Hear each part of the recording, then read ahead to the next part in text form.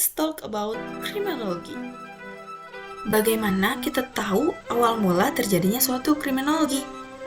Kriminologi adalah ilmu pengetahuan yang mempelajari kejahatan dari berbagai aspek, termasuk jenis pelaku kejahatan, reaksi masyarakat, dan penanggulangan suatu kejahatan. Kriminologi berasal dari bahasa Latin, yaitu krimen yang berarti kejahatan dan logos yang berarti ilmu. Kriminologi muncul sebagai bidang studi di Eropa Barat pada paruh kedua abad 18. Pada saat itu, telah terjadi peningkatan kekhawatiran publik mengenai hukuman pidana yang sangat ekstrim dan sifatnya yang tampaknya sewenang-wenang dalam cara menetapkan hukuman yang dapat dijatuhkan hukuman dengan secara tidak cukup, dengan cara yang tidak berkeadilan, dengan hukuman juga yang dengan cara tidak adil. Kriminologi juga terdapat suatu teori. Yang pertama, terdapat teori perspektif, yang dimana teori tersebut memandang sesuatu orang berdasarkan suatu kejahatannya, tindakannya apa, dan bagaimana penyelesaiannya. Serta ada pun teori kontrol sosial, yang dimana teori tersebut menjelaskan suatu perilaku tindak kejahatan harus berlandaskan prinsip dari sosial tersebut atau prinsip dari masyarakatnya yang berada di situ, dan juga ikut serta dalam penerapan kebijakan hukumnya. Maka dari itu diperlukannya hukum yang mengatur teori-teori tersebut.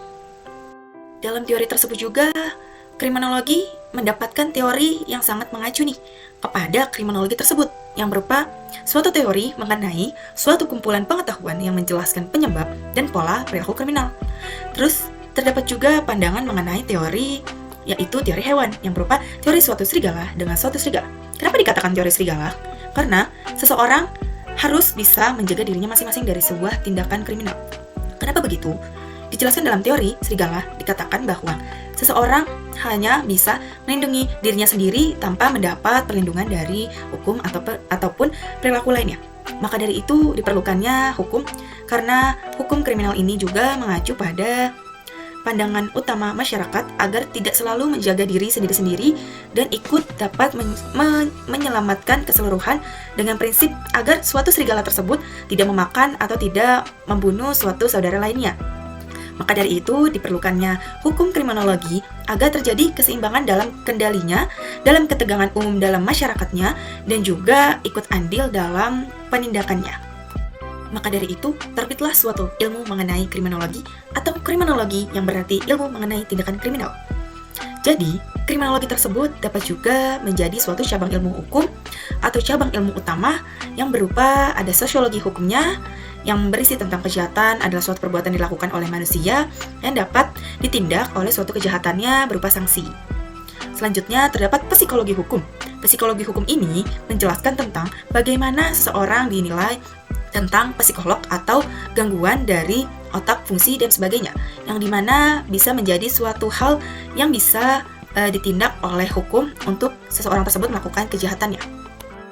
Kriminologi sebagai ilmu yang mempelajari kejahatan muncul pada pertengahan abad ke-19, serta terdapat beberapa peristiwa yang menjadi cikal bakal kriminologi.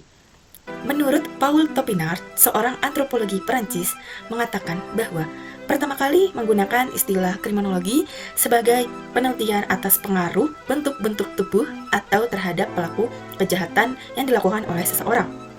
Sedangkan pendapat dari Bapak Cesare Lombroso yang menjelaskan dari pakar sosiologisnya dari Italia mengemukakan teori mengenai suatu atavisme dan tipe penjahat pada tahun 1876. Lombroso sering disebut sebagai Bapak Kriminolog.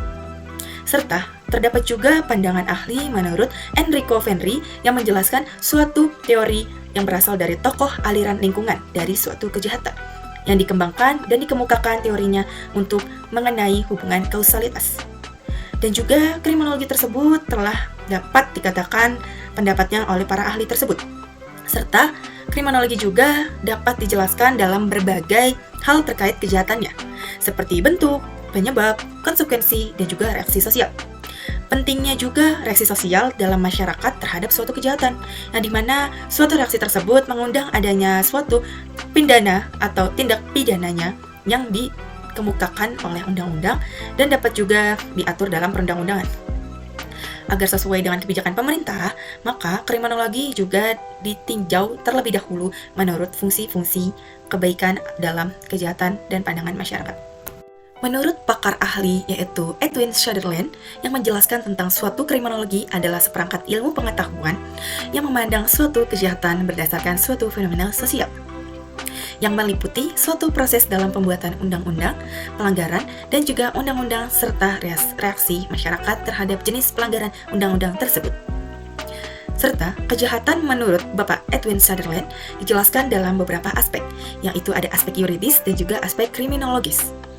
Yang dijelaskan dalam aspek tersebut adalah pandangan aspek yuridis yaitu undang-undang, sedangkan kalau aspek kriminal itu adalah suatu tindakan pencegahannya.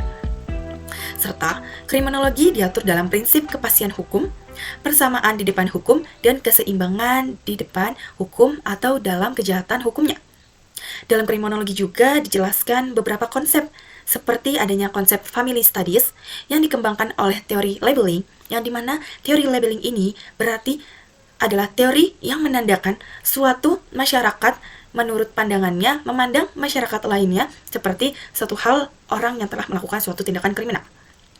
Yang berupa contoh suatu keluarga yang memiliki bapak sebagai seorang tindak pelaku kejahatan pencurian akan meneruskan tindakannya kepada anaknya yang disebut dalam teori labeling tersebut. Maka pandangan masyarakat ini belum tentu akan menjadi suatu hal yang sama dalam keluarga tersebut. Maka itu dinamakan teori labeling karena masyarakat menandakan akan terjadinya suatu sifat yang sama. Selanjutnya, ada pun manfaat dari teori lainnya yaitu teori anomi. Teori anomi adalah suatu teori yang memandang suatu perilaku menyimpang yang termasuk suatu kejahatan. Apa sih suatu tindakan menyimpangnya?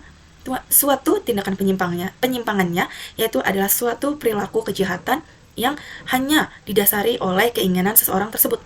Misalkan suatu PSK sudah tahu bahwa dia melakukan suatu kejahatan, yaitu dengan menjual tubuhnya kepada orang lain, itu termasuk ke dalam suatu tindakan kriminal. Maka dari itu dia mengabaikan suatu pandangan kriminologi dengan secara baik. Maka dari itu dia melakukan sebuah teori anomi atau suatu teori sewenang-wenangnya. Selanjutnya ada sifat kejahatan menurut teori kriminologi. Berdasarkan sifat kejahatannya, yang pertama itu dinilai melalui usia, tingkatan sosial atau tingkatan ekonominya, dan juga ras atau budaya yang menjadi penyebab perilaku kriminal sejak awal. Serta terdapat objek studi kriminal, yaitu objek studi kriminologi yang terdapat oleh pelaku kejahatan atau pelaku yang dianggap melakukan kejahatan. Yang kedua terdapat objek kejahatannya. Yang ketiga terdapat pelaku kejahatannya. Keempat terdapat reaksi masyarakat akan kejahatan tersebut. Serta ada pun pandangan masyarakat atau reaksi masyarakat yang dijelaskan dalam 3 tahap, yaitu ada tahap preemptif, yaitu adalah suatu upaya awal dari suatu kriminologi. Contohnya suatu sosialisasi dan juga pendekatan lainnya. Yang kedua ada preventif. Preventif ini adalah suatu pencegahan yang dimana contohnya seperti suatu sanksi atau suatu hukuman. Dan juga ada upaya pengembalian suasana, yaitu yang ketiga ada represif. Dan selanjutnya ada pun contoh-contoh kriminologi yang didasarkan oleh beberapa kasus, seperti ada kasus pencurian, pemerkosaan, pengambilan daftar seseorang atau data seseorang, dan macam-macam tindakan kriminal lainnya yang dapat terjadi karena perilaku masyarakatnya yang melakukan semena-mena dalam hal kriminal tersebut.